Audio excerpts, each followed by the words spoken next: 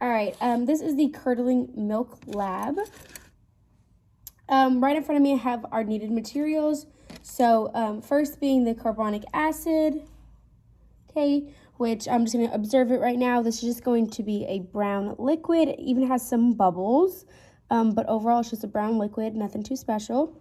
The common name for this is going to be just Coca-Cola or Coke. And then we have acetic acid, which we've used before in the previous labs.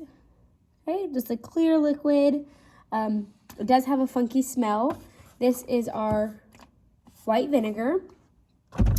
And then lastly, we just have our normal milk, white liquid, nothing going on inside.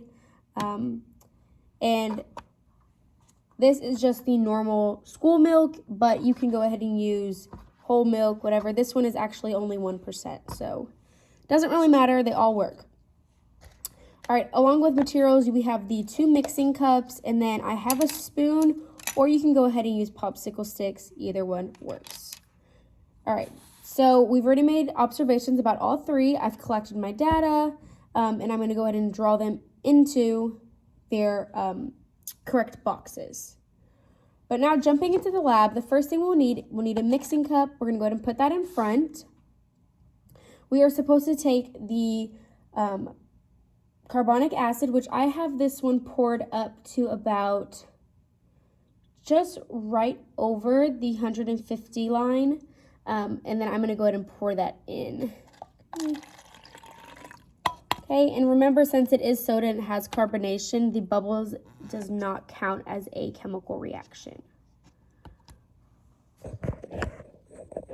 All right, and then from there, I am instructed to put the milk inside of the drink. Right now, this is measured right at 60, so I'm going to go ahead and put that in. Okay, immediately the color changes. But remember, this does not count as a chemical reaction either, because the Coke started off as brown and the milk is white, which when they come together, they just make a light brown.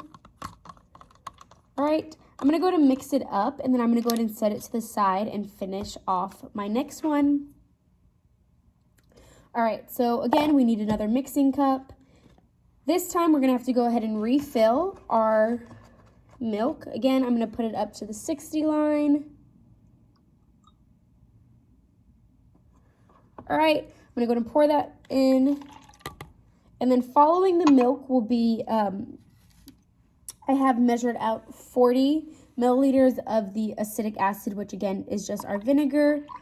Immediately on contact, there is, it's kind of like a color film separation at the top, but I'm gonna go ahead and mix it along. Right away, there is a lot of these little white flakes popping up on the side.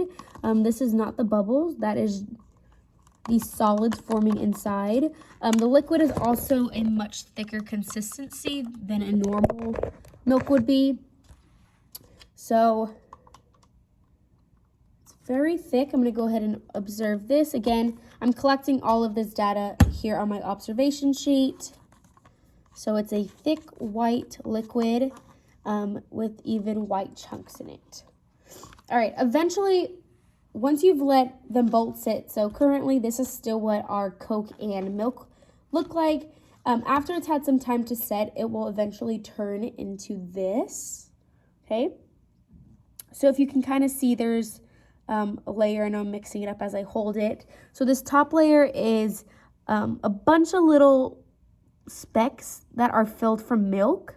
And then it looks to be gappage, and then at the bottom, there's, again, the heavier solids that have a heavier density than any of these. All right?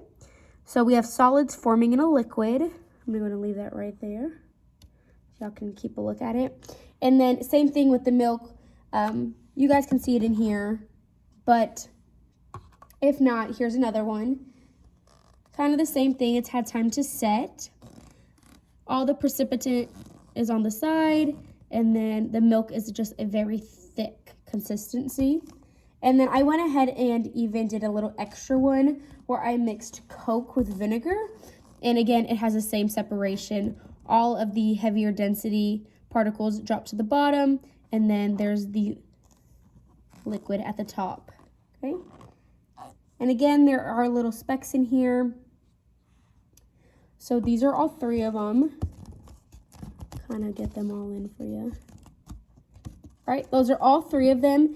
And then, so the only reaction we actually saw in this one was going to be a precipitate forming. And then after we added everything into the milk, both of them ended up with clumps inside. All right, and then as always, finish up your lab report with your own thoughts of what happened and in detail, and we're all good.